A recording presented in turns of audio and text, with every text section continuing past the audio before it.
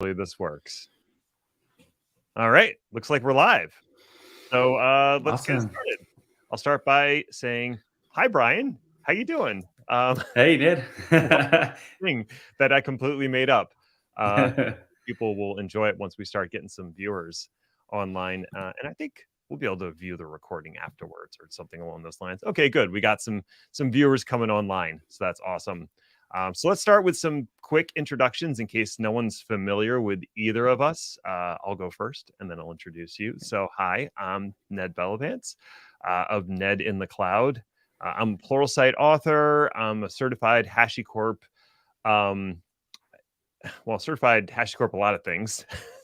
Terraform, Vault, and also instructor. And I also have a YouTube channel, Ned in the Cloud. So that's most of what I do. Brian, why don't you introduce yourself to the wonderful people that are watching? Yeah, thanks, Ned. Hey, everyone. Brian Krausen, BT Krausen on Twitter. And still Ned's tagline there.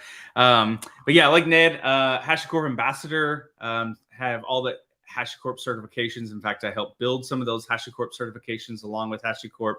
HashiCorp ambassador, I think I mentioned that. And then on day-to-day basis, I consult on HashiCorp products, with customers, and also an instructor, HashiCorp certified instructor. And I have a bunch of courses, out on Udemy for, most of the HashiCorp tools as well. So yeah, super excited to be here.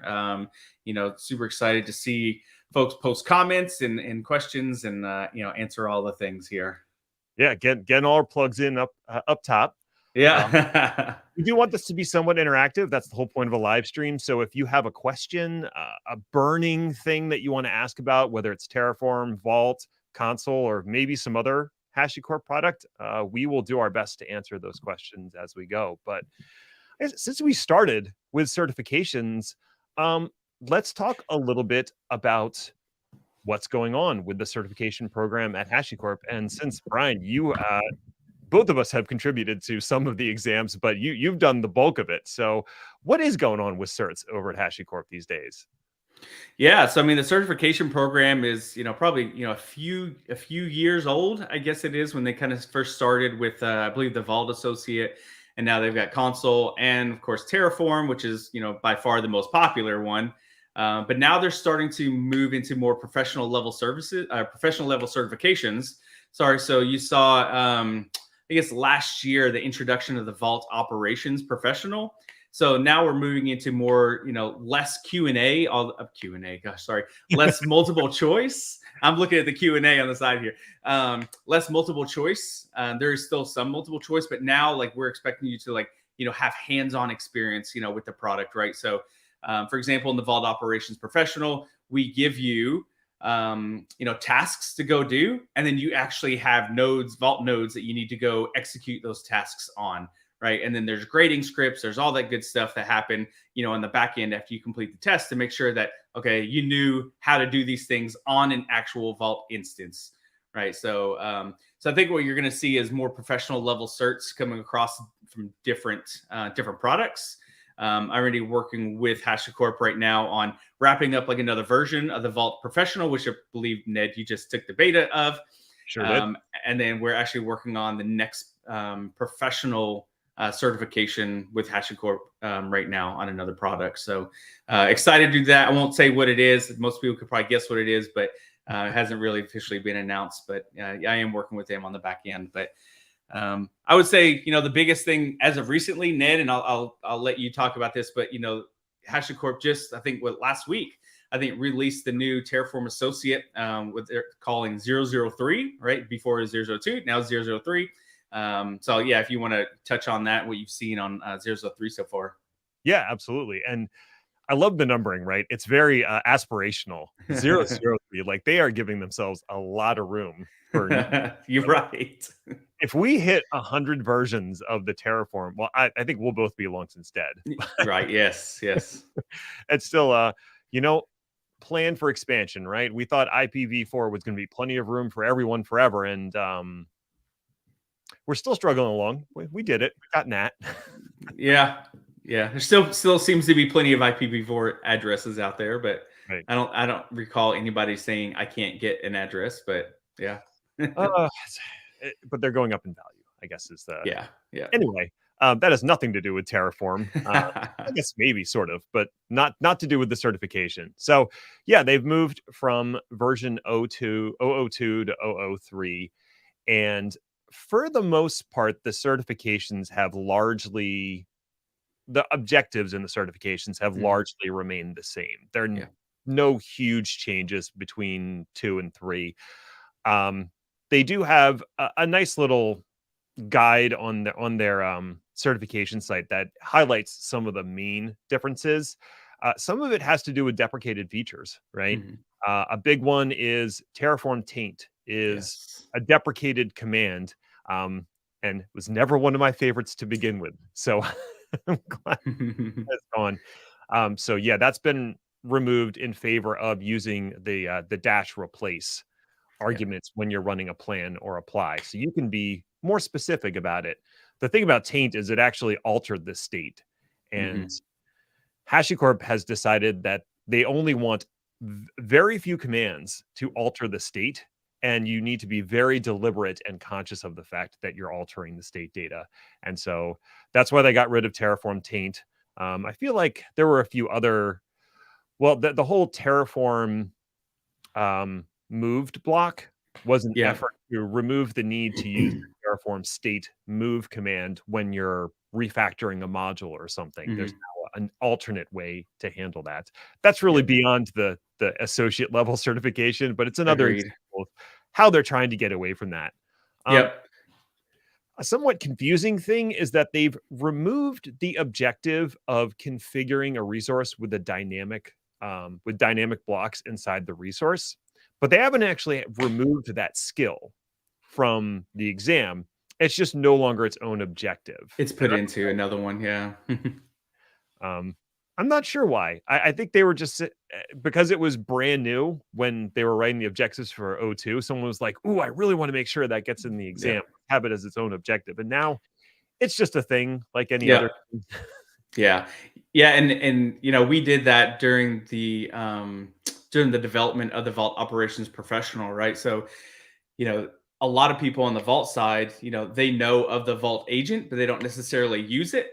And so one of the things HashiCorp wanted to do is like we want more people to use the Vault agent, right? Because I mean it is super powerful when you're trying to integrate applications into Vault. And so we are going to make an objective in here specifically around the Vault agent, right? So then more people have to go and learn about the Vault agent, right? So I think very similar thing happened, with the dynamic block as well. And then now that it's like you said, it's been around for a while.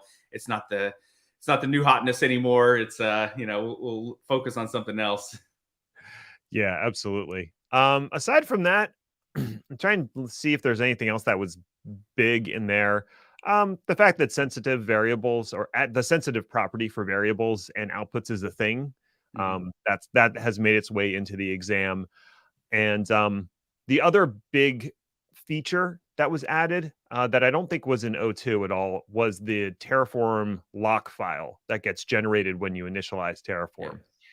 And just for folks that aren't familiar with that file, and it may have been sprung on you because if you upgraded, I forget what version that was introduced, maybe 0.15. Yeah, something like that. It was somewhere around there. Yeah. So if you upgraded to 0.15 and didn't read the release notes, the first time you ran Terraform in it, suddenly there was just this file there Mhm. Right. that Yeah. says, Like, what's this? Yeah. and you're like, why is this mystery file and what's all this gobbledygook in it? And basically it's there. Lots of other programming languages have the same sort of idea where when you initialize Terraform, it brings down certain versions of the providers and modules that you're using.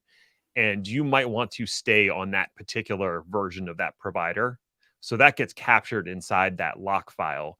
Yeah. And if you follow best practices and bring that into source control, now, if somebody else pulls that source control and runs Terraform in it, they're going to get the same version of the provider that you were using. So it's that Yeah. consistent experience. And if you want to change the version you're using, you actually have to add the -upgrade flag to the Terraform init command to upgrade the version and the lock file. And then you check that into source control. So it's really just about consistency. As far as I know, it doesn't support module versions yet. It's still just providers. Yeah. Yeah. And another thing they removed was Terraform Enterprise. Right. So it was one of I think the very last objective was always like Terraform Enterprise and Terraform Cloud. And I think when that was written, Terraform Cloud was just starting to become a thing. Right. And Terraform Enterprise was like the enterprise solution. And now it's kind of like reversed. Right. HashiCorp is really pushing more and more people to move onto Terraform Cloud. And I wouldn't say less on enterprise, but, I think we see less and less enterprise customers. So I think they've kind of reversed that, where the last objective is purely focused on cloud now, and they've actually taken enterprise out of the picture. Yeah, it makes sense since you can't actually try the enterprise version. But with the cloud one, you can just start up a free trial and try out all the features, at least what's included in the exam. And I appreciate that. Yeah, absolutely. We have a question from Jeremy Myers. Hi, Jeremy. And his question is, did the 03 version of the exam bring any hands-on sections? And the answer is no. No, it did not. So while the content of the exam has changed a little bit, the actual format of the exam has stayed the same. It's still, was it an hour, I believe? 70 minutes or something. It's an hour. It's $70, 1 hour. Yeah, that's what it's all multiple choice, fill in the blank type questions. The practitioner thing, and Brian, you kind of alluded to this. I don't think I'm breaking any NDAs by saying they are going to develop a professional level of the Terraform certification that has hands-on, just like the Vault Operator has hands-on versus Vault Associate, which has the multiple choice version. Yep, absolutely. Yeah, and I think that's where, if you think about certain certifications, like even AWS, they introduce hands-on labs for some of the associate level certifications. Was actually, I just saw something, they removed it temporarily.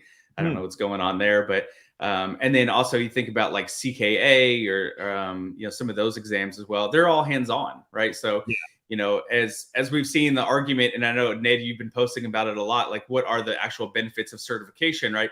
Is it hey, I can go read a book and I can answer questions on a test, or do I have actual experience with this product and I can go configure the thing in real life, right? So I think that's where the benefit of having these hands-on certifications like come into play is, with the associate, like, okay, I get a basic understanding of the product. I know things about it, right? But it doesn't necessarily mean that you have experience with it. I mean, I know engineers that say, hey, I've got Vault Associate. I've never logged into Vault before, right? And so I'm like, man, so it's like, with these operation, like these professional level exams or things like, the AWS or the CKA, like you have to have, hands-on experience with this. Otherwise you can't pass the exam.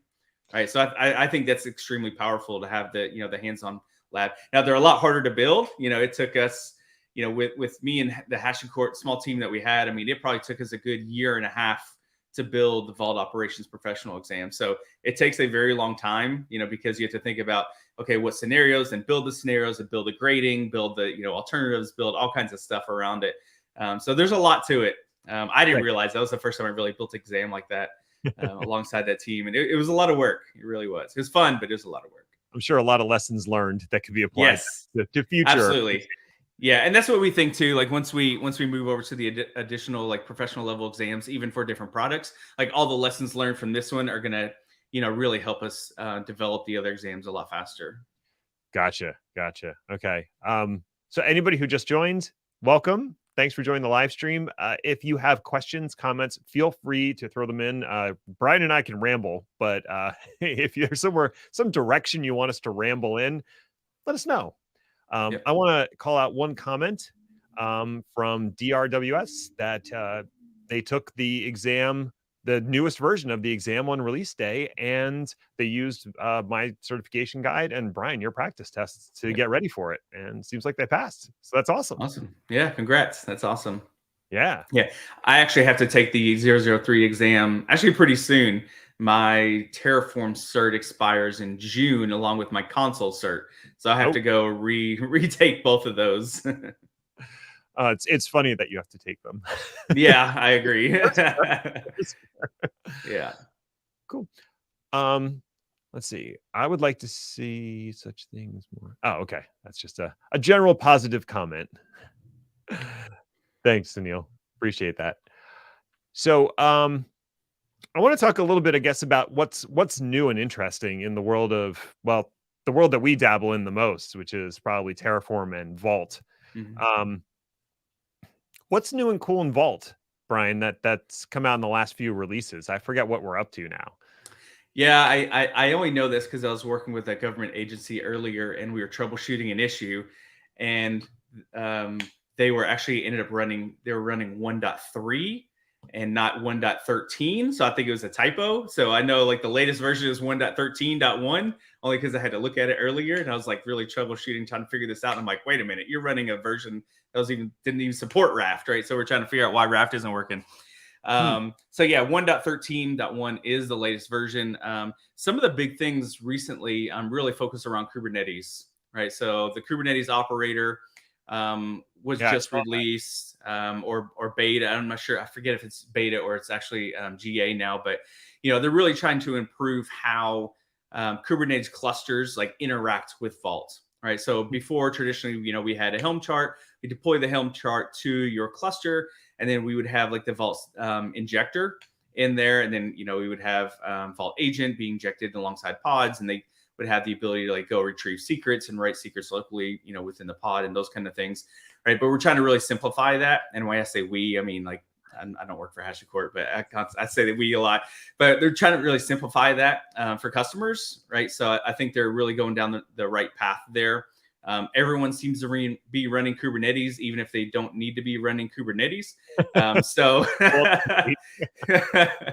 it makes sense that, a lot of the tools, everywhere are pretty much, integrating very tightly with Kubernetes. Like I was working with another government agency just yesterday, and they're working on Console, right? And Console just introduced something around like data plane, right? And it's going to simplify integration with Kubernetes, right? So a lot of these tools across the board are really trying to simplify integration and interaction, with Kubernetes clusters, because everyone wants to everyone wants all of their containers and pods to be able to authenticate to Vault to obtain secrets, right? But we also now actually we want Vault to be able to dynamically generate tokens and things against our Kubernetes cluster as well. So we have that ability with the Kubernetes secrets engine that was released not that long ago as well. So it was always an auth method, not a secrets engine.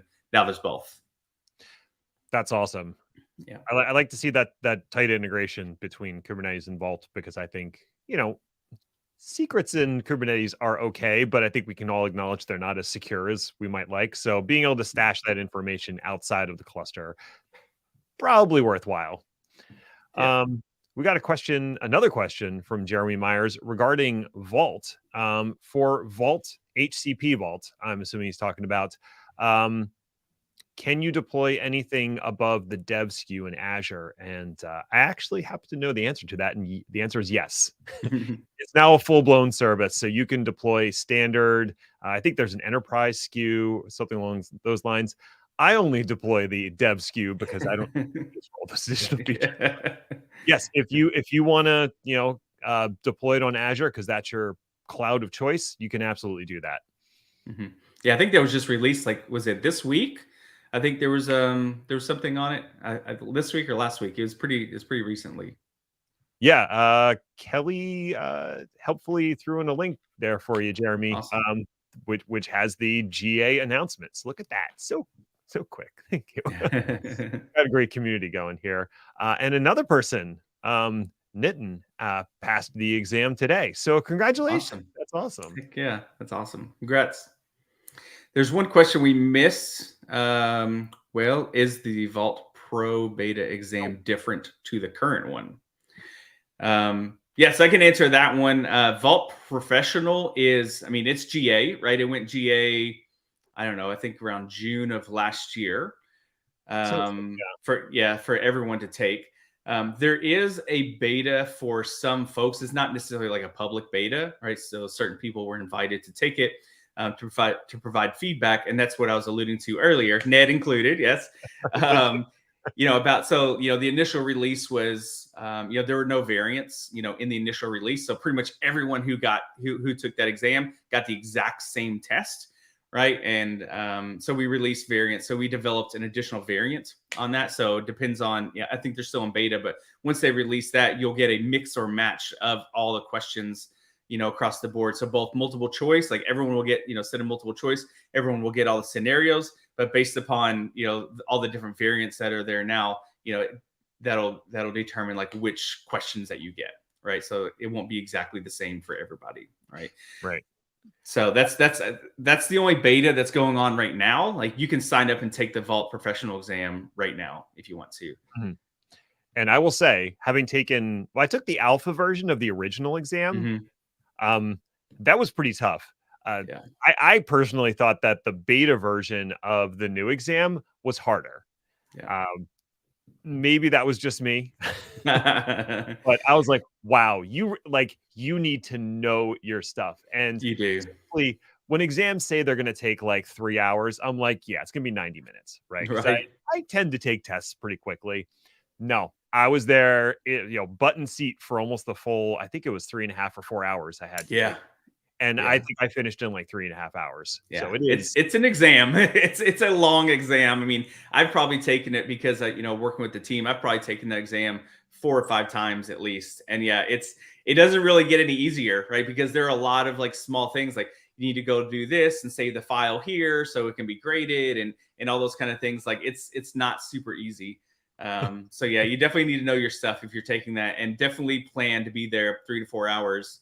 I meet with the certification team once a week, and we were going over some stats, and hopefully it's okay to share, but what we found in terms of like time, people who, it probably makes sense, right? Probably common sense, but people who rushed through the exam, like did the worst, right? Right. People that took the longest did the best, right? So it's, for these kind of exams where you have to be hands-on and actually understand what's going on and do the thing that we're asking you to do, right? It takes time, right? And you can't rush through that. Otherwise, you're probably not going to get the grade that you wanted to on it. Right. So Wale is taken there at the end of the month. So good luck. Study hard. Yes. The thing is, you do have access to the documentation for Vault. Mhm.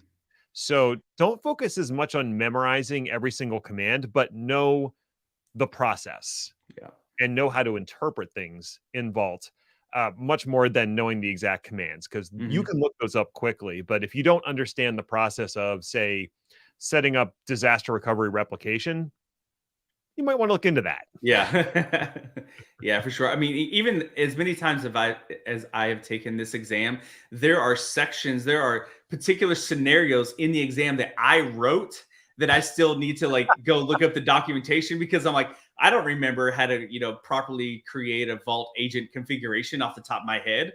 Right. So like I have to pull that up and like, oh yeah, that's right. Like obviously as soon as I see it, I'm like, oh yeah, I know how to do it now. But like, I don't memorize that kind of stuff, right? Those are things like you do every once in a while. You pull up the docs, you know exactly where it is, right? But you go like, okay, cool, done, and then you move on, right? So yeah, that's one thing in my Vault Operations Professional course. I'm like, I walk through the documentation. I'm like, here's where things live. Here's where to find things, right? Yep. Because I mean, that's almost as important as like understanding like how to do the things. Like, okay, if you don't know how to do the thing, here's where to go find it very quickly. That way you can, knock it out in the exam. Right. I had the same thing with the CKA, which I famously failed, and never retook because I achieved my goal, which was to learn more about Kubernetes. Yeah. I didn't want to sit for another 4 hours. But really, I think the reason I didn't pass was not because I didn't understand the concepts, it's because I couldn't navigate the documentation fast enough. Yeah. That makes Okay, we sense. got a question from Sebi over here. What typical lab environment do you recommend people set up in prepping for Vault certificate, the Vault cert, Vault and Docker, Kubernetes, virtual machines, maybe set up apps? So I don't know, Brian, what would you recommend if someone was trying to study for the exam? Yeah, I mean, I always say, it depends. I'm a consultant. I always say it depends, right? So it really depends on like, what you're comfortable with, what you can spin up the fastest, right? If you're not strong in Kubernetes, like, the Vault exam is not testing you on Kubernetes, right? So set up whatever you're familiar with and whatever gets you up and running quickly.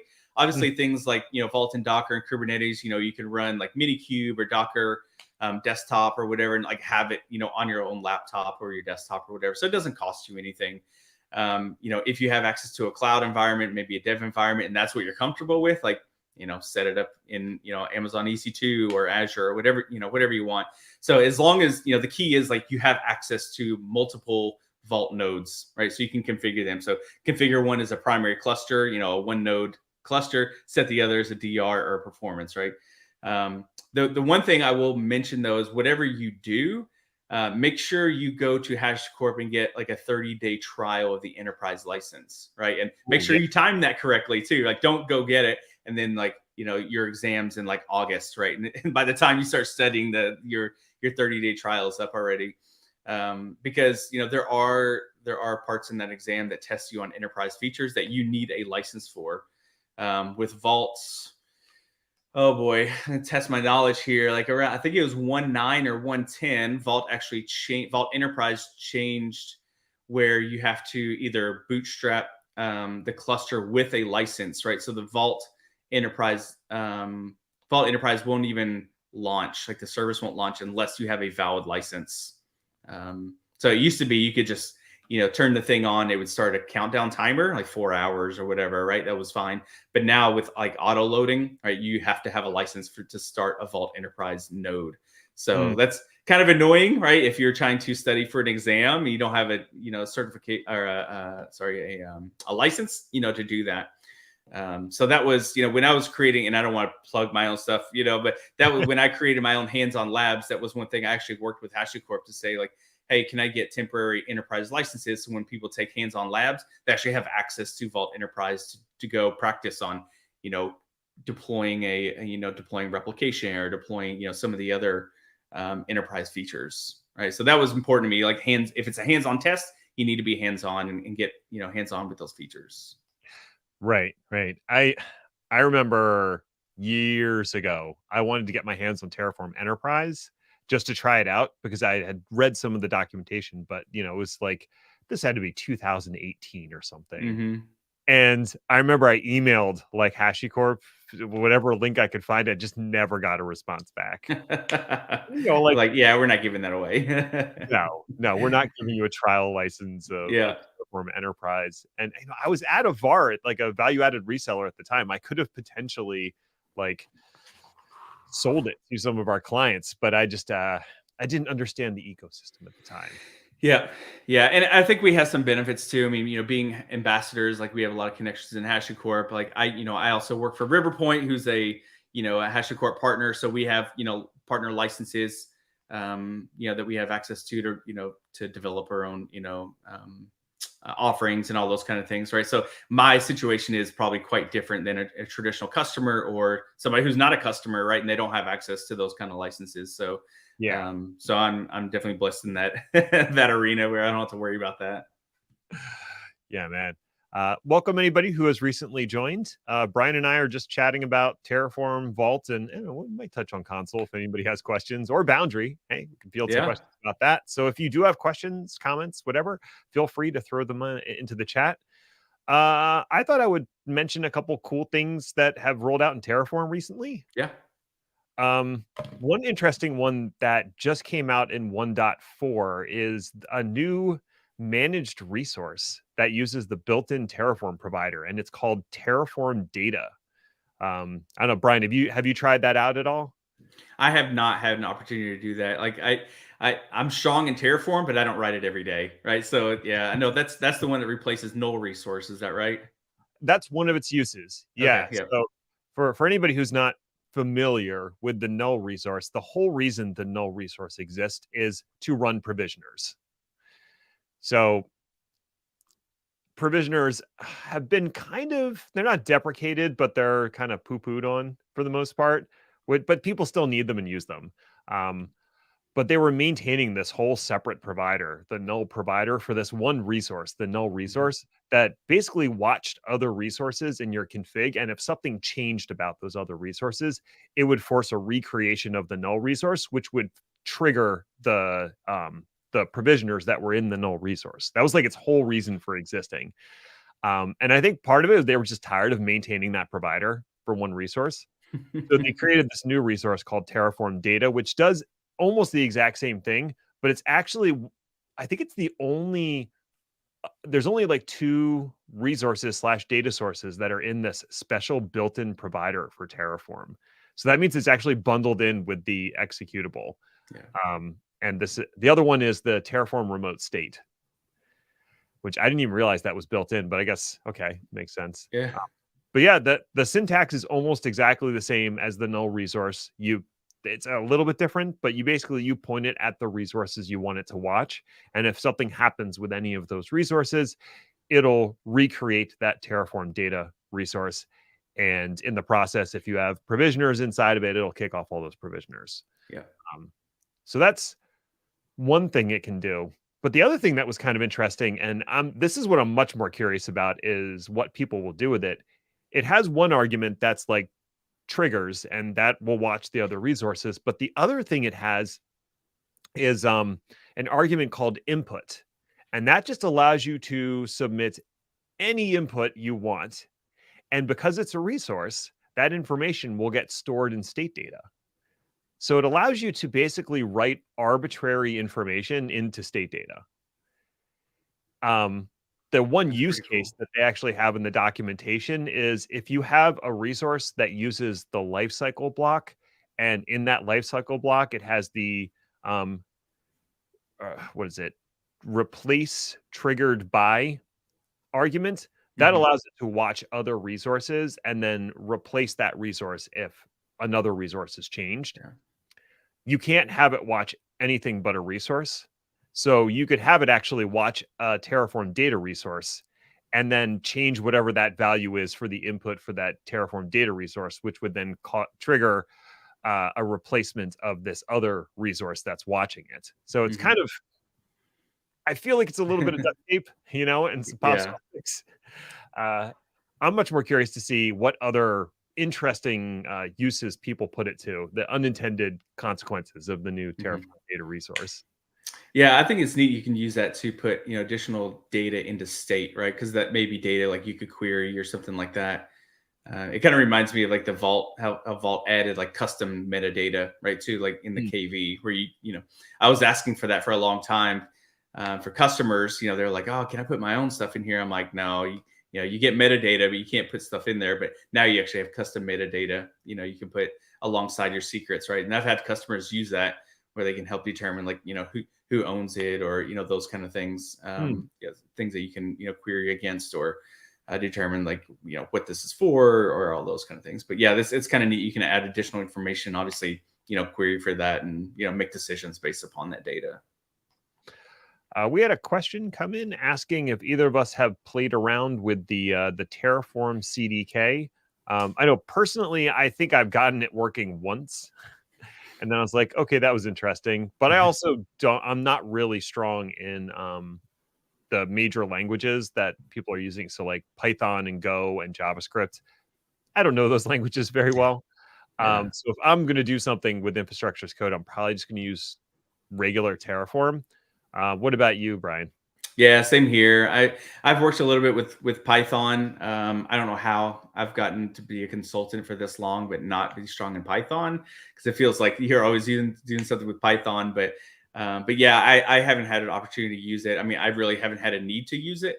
Mhm. Most of the time when working with customers, like we're just straight up writing Terraform, right, Right. to deploy infrastructure and applications and things. So, but yeah, so I haven't had a chance to use it. Okay.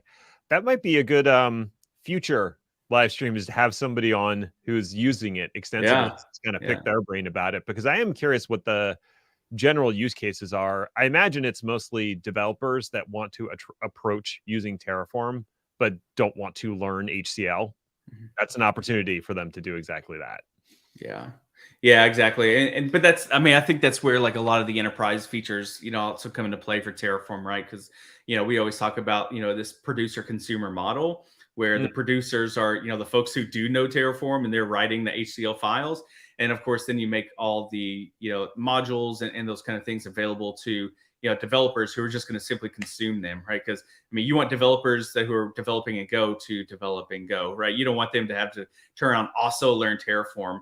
And so that's where a lot of the producer and consumer model comes in, where you have a team that's already writing Terraform. We can make some of those things available to the consumers, and then they simply have to plug in values for like variables. They can go and often kind of do their thing, right? So I think that's where Terraform Enterprise kind of had your self-service capabilities back in the day. I think that's where you even see like on AWS, you see like I forget now that I mentioned it, what's it called, the service portal, or gosh, what's this called, where you can basically make applications available and everything gets spun up on the back end.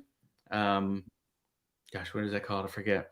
But so you can actually tie that. They just announced AWS just announced tight integration with Terraform, where before when you had that, it would only spin up CloudFormation. So you can spin up resources using CloudFormation. You could kind of tie it into Terraform, but there was like, a lot of like string and yarn and, pins everywhere and kind of putting it together. But now it's like kind of Terraform's kind of like a first class citizen, when it comes to using that. So you can actually use it to spin up, infrastructure using Terraform on the back end. Sebastian just mentioned Wing language, which I don't know that one. A cloud-oriented programming language. Interesting. This seems like this is pretty new. Oh boy, just what I needed. Another thing to sink my teeth into. That's something that sounds like Sebastian comment. So yeah, if anybody's interested, winglang.io seems interesting. It kind of looks like it's an extension of JavaScript, but I don't know. That's there's always something new coming along, right? It's neat that it integrates. Yeah, and Kelly, that is service catalog is what I was thinking of. I couldn't think of it, but yeah, service catalog in AWS now directly integrates with Terraform on the back end. Yeah, I was just talking to somebody about ServiceNow integrations with Terraform, because they were working.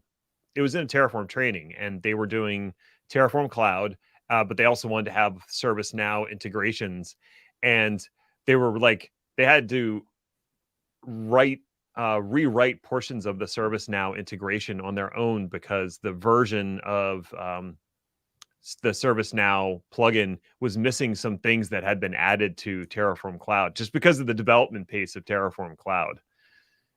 Yeah, for sure. Yeah, and my last place was a very large ServiceNow shop, so there was a lot of integrations with ServiceNow across the board, with especially with Terraform, right? Because you could use ServiceNow as like a front end catalog or front end form. You can have like developers go in there and say, hey, this is what I want, and they can hit a button. You can put a workflow, approval workflow in there, and then on the back end it would kick off Terraform to go spin up the things that they wanted. Right, so it is extremely powerful when you integrate all those things, and it's very similar to like the service catalog in AWS, right? You use the service catalog as a front end to offer services, to your organization or different, customers, within the organization. That way, they don't have to really understand like how the Terraform or even how the resources are being spun up in the back end. All they need to do is go to this catalog. I need these 3 things. Yes, they get approval. Boom, it gets spun up. Hey, here's your resources that you need to deploy your application for testing or whatever you need. Right. So really, really cool capability there. Wale's asking, in their current project, they're using TFE console variables to make changes to their infrastructure. Is there a way to track what was changed in the variables and by who? I'm imagining we're talking about, well, Brian, what's your interpretation of that? Are we talking about just the variables that you can set on a per workspace basis? That's what I assume.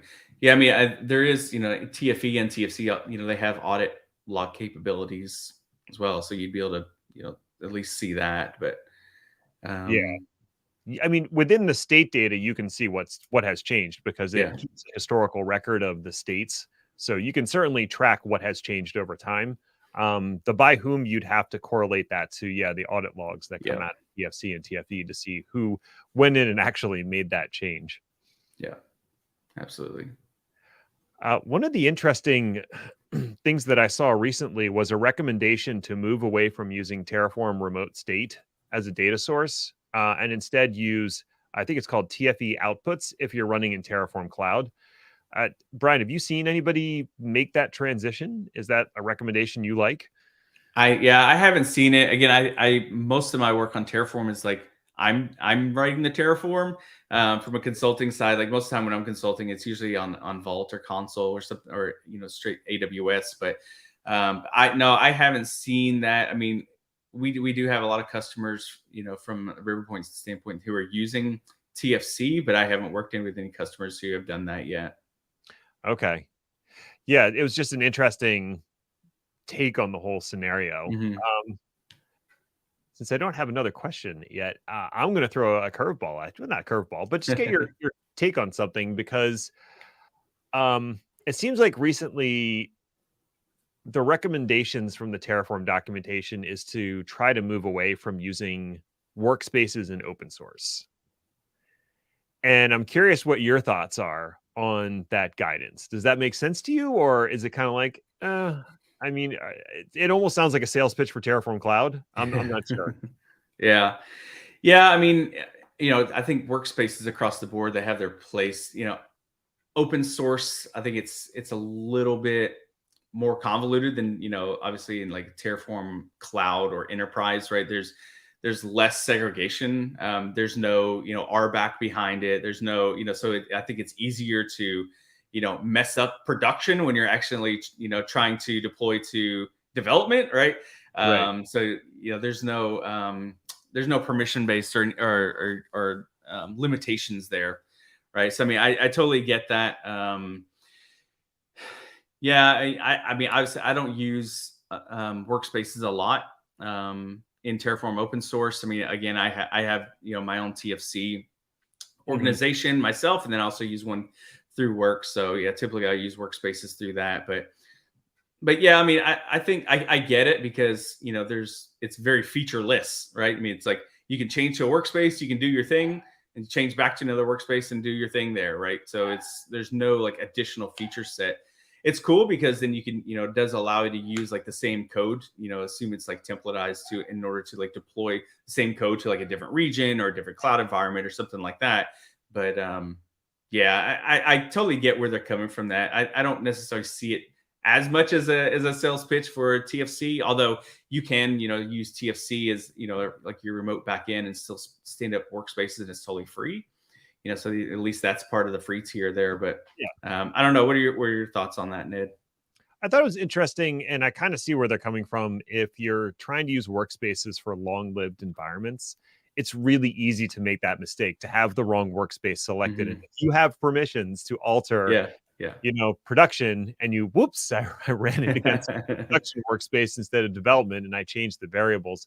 And that's the other challenge, is having the values that you're using for each configuration also segmented off. Because like in Terraform Cloud, each workspace has its own set of variables that you're configuring. So those are somewhat locked in. But yeah, if you're just using the open source workspaces, which, as Kelly mentioned in the in the comments, those are not the same thing as Right. Terraform Cloud or Enterprise workspaces. They are very different. Yes. Because of the difference. It doesn't have its own variables. It doesn't have its own like you said, permissions that you can apply at the workspace level for who can make changes to that workspace. And it doesn't have the version, the history of state data, and a whole bunch of other bells and whistles that come. So like, I get where they're coming from. I still like workspaces for short-lived temporary environments where I would just want to spin up another instance of this thing because I made a change and I want to see how it looks. And then I'm just going to tear it back down. So I think Right. Yeah. like temporary development or sort of Phoenix type environments where you are going to be just using it for a bit and then throwing it away.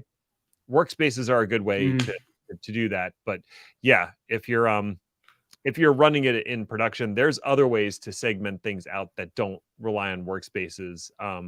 If you don't want to use Terraform Cloud, you could have GitHub Actions with different branches or environments in GitHub to separate out your environments and manage it that way. Yeah. That's actually pretty cool. I don't know if you've used the GitHub Actions environments feature, but you can set environment specific GitHub secrets, which would kind of be the equivalent of workspace specific variable values. So you could set that on a per environment basis and have the stuff locked in there. So in that case, you wouldn't need to use workspaces because you have the separation through the GitHub Action environments. Mm-hmm.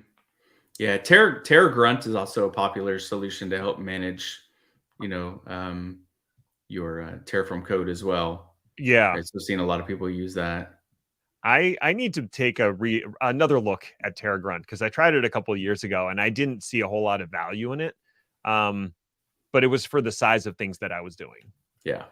And now that I have been working on bigger projects or just thinking bigger in general, I'm now starting to hear a lot of people talk about Terra Grunt and seeing some value in it. So maybe I need to reassess. Yeah, there's so many Terra tools that are out there right now, right? Terra Grunt, Terra Test, Terra Tags, Terra, there's so many out there to help with writing Terraform. So there's definitely not a lack of tools out there. No, that's true. Jeremy asked if there are any rumors around Hashi 2, if or when HCP will be FedRAMP certified. I kind of thought Vault was, or maybe that's just Vault Enterprise has the FedRAMP certification. Yeah, so Vault Enterprise has like FIPS 140-2 certification, and actually you can actually run that without an HSM now. So they have a version where it's 140-2 compliant without an HSM. Before you had to have an HSM. But yeah, as for HCP, I'm not sure. I'm not super close with the HCP team. I could probably find out with the context that I have at Hashi, but I'm not 100% sure on that. Cool. Well, good question, Jeremy. And we'll dig around, see if we can get an answer. Though I think you're an ambassador now, aren't you? So you could probably ping the same people. Jeremy recently took a new position within the last couple of weeks, so now he's I'm sure he needs FedRAMP stuff now. He's shooting rockets into space. He is shooting rockets now. Yeah. Building the infrastructure that shoots rockets into space, which is super cool. And Jeremy, I have to have you on one of these live streams so you can talk about that. Whatever you're allowed to talk about, of course. There's some secrets in there.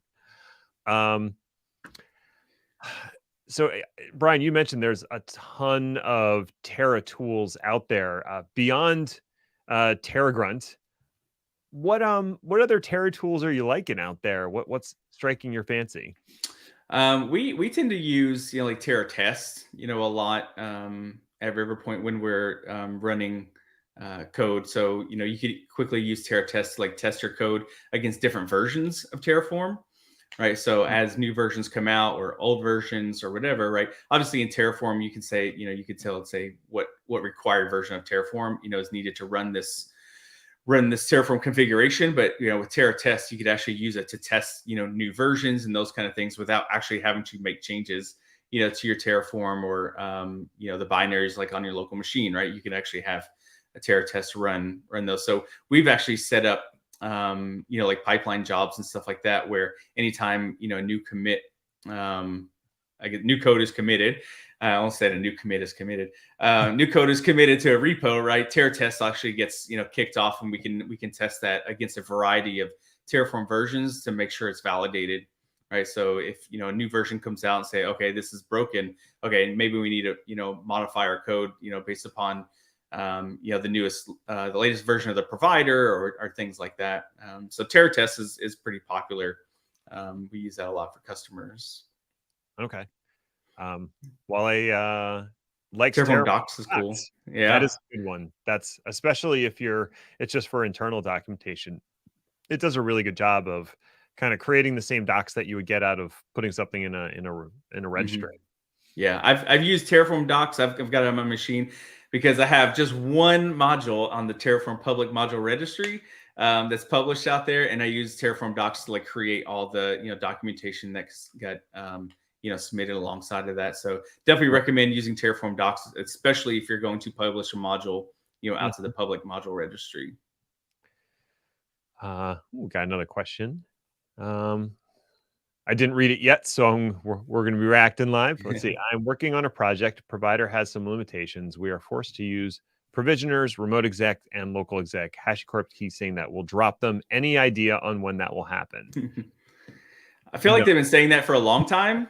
And by the way, I think remote exec and local exec are two of those features that got dropped out of the Terraform 003 exam as well. By the way, those were ones I was thinking about earlier. So those did get dropped. So they're not testing on it any longer. So they're not expecting you to know it, you know, but I feel like, yeah, some of those features are, you know, alongside some of those other features that say, hey, we're going to eventually drop support, but, you know, it kind of stays in there for a long time. Well, here, my take on it is if they were going to make a major change like that, and I would consider that a major change. Because a lot of people rely on it. Yeah. So they did deprecate all of the product specific provisioners back before 1.0 came out. So there was a Chef one, there was a Puppet one, and I think there were a few others. Those are all gone, right? But they maintained the three, the remote exec, local exec, and file, because they're just so useful. Yeah. And I think if they were going to deprecate them, they would say that before version 2 comes out. So they would probably have some sort of release thing where they say, starting with version 2, provisioners are deprecated. And then they probably, and this is my guess again, they probably wouldn't actually remove it until version 3, because that's sort of because of how many people are using it. And then if you wanted to, you could just stay on like version 2, whatever. Yeah, you don't have to go to 3. Yeah. Unless there's some compelling new feature in a newer version of Terraform, you can stay on an older version for a pretty decent amount of time and still get the same functionality. So I think you're safe for a while. I definitely recommend trying to find some workarounds, but I also understand there's just times where that's all you got. So use what you got. But yeah, no need to panic, I don't think. They will definitely communicate the deprecation well in advance of doing it. Yeah, for sure. Jeremy said AZTF export is one of the best Terra tools I've used recently. Formerly Terrafy. I make the sad face because I really liked the name Terrafy, but I can understand for marketing reasons why calling something Terrafy might not be the best idea. Yeah, absolutely. But for anybody who's not familiar, Microsoft created a tool in-house. It's an open source tool written in Go, of course, that is capable of importing existing resources in Azure into a Terraform configuration. And it not only generates the configuration, but it will also generate the state file or the state data for you. And they called it Azure Terrafy. Once I think it might be 1.0 now, but once it became sufficiently mature, the marketing team stepped in and was like, no, you can't. Right. So now it's called the Azure Terraform Export Tool or something, which is not as fun. But it's more descriptive. I will say Microsoft is always very descriptive about what a thing does. Like if I told you there's a product called Azure Backup, bet you could guess what it does. Yeah, absolutely. Yeah, having weird esoteric names is very much an Amazon thing. Like it is. Yeah, absolutely. I get why Route 53 is called Route 53, but if you just told someone it was called Route 53, they might not make that connection to DNS. Agreed. Yeah. Some of those names out there are just like, what? Like why? But I mean, I'm sure there's a reason, but yeah. Here's a tool I've never heard of. Sebastian asked, has anyone used Cloud Recorder? It generates TF code from a GUI. I don't know if anybody is watching and has used it, has an opinion, throw something up in the comments. I personally have not. I actually hadn't even heard of it until you just mentioned it. So same here. What do you do all day? Sebastian, are you just digging around in weird Terraform tools?